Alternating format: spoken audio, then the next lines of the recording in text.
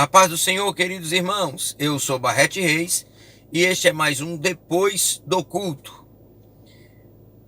Esta série de mensagens que estamos pregando agora são ministradas na nossa igreja Assembleia de Deus em Pedra Furada, aqui na cidade de Salvador, onde nos nossos cultos de doutrina nós trazemos estas mensagens e depois colocamos aqui para você, nossos amigos e aqueles que seguem o nosso canal do YouTube. Falando nisso, gostaria de pedir a você que ainda não é inscrito, que você possa se inscrever no nosso canal e também acionar o sininho das notificações. Gostando dos vídeos, achando que pode interessar a alguém ou abençoar a vida de alguém, compartilha, coloca lá o teu like e nós vamos aqui cada dia tentando melhorar aquilo que estamos levando para os amados irmãos aqui no nosso canal do YouTube. Queridos, estamos numa nova série de mensagens e, como bem dizemos, tratamos estes vídeos como sendo aquilo que vem depois do culto. E estamos lá na nossa congregação pregando sobre o tema reconstrução dos muros. No dia 7 de janeiro de 2019, nós pregamos a mensagem O Coração de Neemias. Nosso tema básico está inserido nos textos das Sagradas Escrituras no livro de Neemias, capítulo de número 1, verso de número 1 ao número 4, que não vamos ler, mas você pode ler em casa. Trata exatamente de quando Neemias recebe a notícia de que os muros estavam fendidos, as portas estavam queimadas e o povo estava em extrema miséria. Estes mesmos versículos nos trazem a reação de Neemias. E eles nos dizem que ele se assenta e chora por alguns dias, porque Neemias sente a dor do seu povo e da sua cidade. Acontece que introduzimos a nossa mensagem falando um pouco de qual era a condição de Neemias. Neemias está dentro da fortaleza de Suzã. Ele está dentro do palácio e está sendo copeiro do rei. Ou seja, Neemias, além de morar bem, Neemias come bem. E este Neemias, que está bem, ele pensa e chora por aqueles que estão sofrendo. O coração de Neemias é um coração que é voltado primeiramente ao seu próximo e àquilo que está acontecendo com os seus irmãos. É uma situação que talvez nós possamos refletir e pensar: será que nós estaríamos como Neemias? Será que o nosso coração voltaria-se à reconstrução dos muros? Por que Neemias vai reconstruir estes muros? Então nós dissemos que Neemias tinha memória afetiva. E o que usamos para mostrar esta palavra que usamos, essa expressão memória afetiva, o que realmente se passou no coração de Neemias? Neemias tinha lembranças boas da sua terra. Embora Neemias não tenha vivido no auge do reino de Jerusalém, no reino de Israel, Neemias não viveu no período áureo do reino do rei Davi, do rei Salomão, mas Neemias sabia como tinha sido maravilhoso e grandioso o reinado do seu povo e da sua terra, como tinha sido os reis que passaram por Israel. E Neemias pensa: é preciso retornar. Vivemos um tempo em que as pessoas buscam apenas um futuro, ideias novas, novos posicionamentos e esquecemos quão bom foi um passado. Às vezes esse passado nem é tão distante. E por que não revivermos este passado se ele foi bom, só porque o ideal agora é viver o futuro? Ora, podemos sim viver o futuro vivendo o passado que foi glorioso.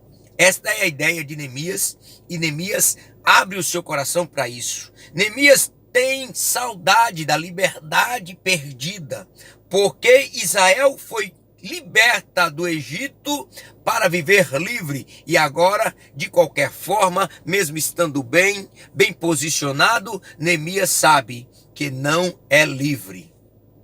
A outra coisa é que Neemias tem memória afetiva e quer de volta, além da liberdade perdida, ele quer os muros que os protegiam.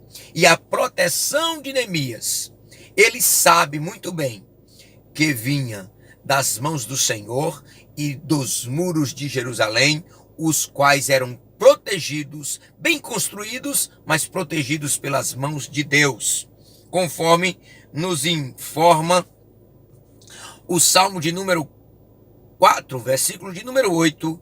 Em paz também me deitarei e dormirei, porque só tu, Senhor, me fazes habitar em segurança. Segurança plena só temos com o Senhor. E Neemias sabia que mesmo estando na fortaleza de Suzã, lhe faltava a proteção de Deus naquele lugar. E Neemias diz: o certo é estarmos em Jerusalém. As Escrituras nos mostram o sentimento do coração de Neemias no verso 4. E sucedeu que, ouvindo estas palavras, assentei-me e chorei, e lamentei por alguns dias, e estive jejuando e orando perante o Deus dos céus. Este sentimento do coração de Neemias, de querer ajudar aqueles que estão sofrendo, mesmo na sua boa condição, não é característica dos nossos dias. Nos nossos dias, vivemos em tempo de murici, cada um cuida de si. Enquanto as Escrituras, em 1 João 3,11, diz: porque esta é a mensagem que ouviste desde o princípio, que nos amemos uns aos outros. O ditado popular, em tempo de murici, cada um cuida de si, fala de uma árvore que, em meio à seca, ela continua produzindo-se e está verde. Quando tudo está seco, quando tudo está em dificuldade, lá no sertão é tempo de murici. E se está tudo em dificuldade, cada um cuide de si. Este nunca foi o coração de Neemias.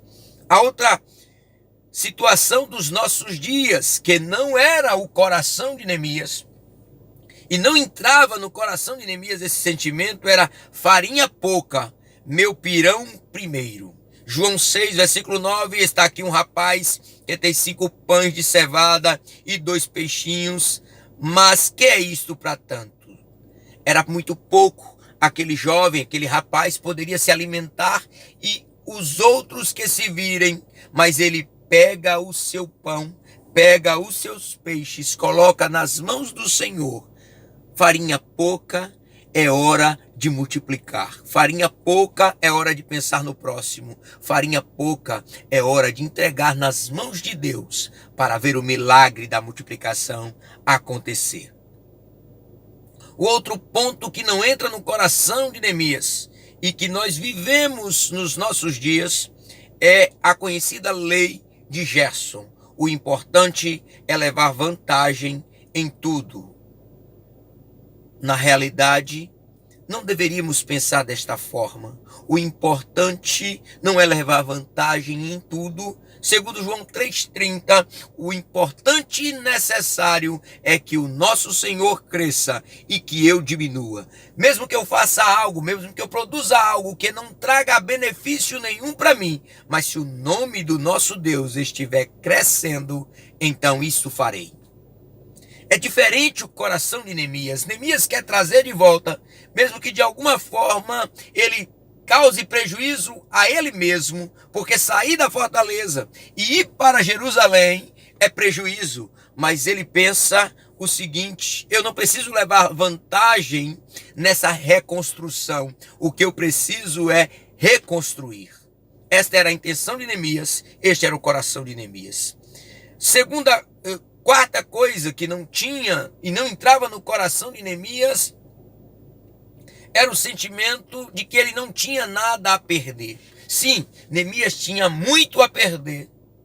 E ele não deixou de fazer o que precisava fazer porque não tinha nada a perder. Algumas pessoas estão fazendo muitas coisas porque não tem nada a perder. Mas lembre-se, Mateus capítulo 16, versículo 26, cuidado com o que você está fazendo e pensando que não tem nada a perder, porque está escrito: porque que aproveita o homem ganhar o mundo inteiro se perder a sua alma? O que dará o homem em recompensa da sua alma? Temos sempre algo a perder e não devemos tomar nenhuma atitude baseando em uma ideia de que não temos nada a perder, podemos fazer qualquer coisa. Alguns filósofos antigos diziam: onde não existe Deus, tudo é permitido. Cuidado, sempre temos algo a perder diante de Deus.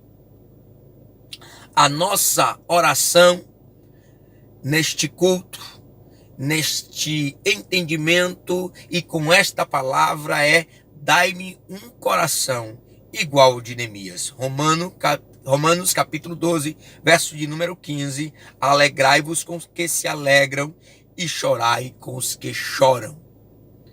Então, Neemias chora com aquele povo que sofre, apesar de que Neemias está bem. Neemias sente a dor do povo, porque Neemias sabe que existiu um lugar ideal para se viver, e esse lugar era Jerusalém. E peçamos a Deus também um coração como o de Neemias, um coração protestante.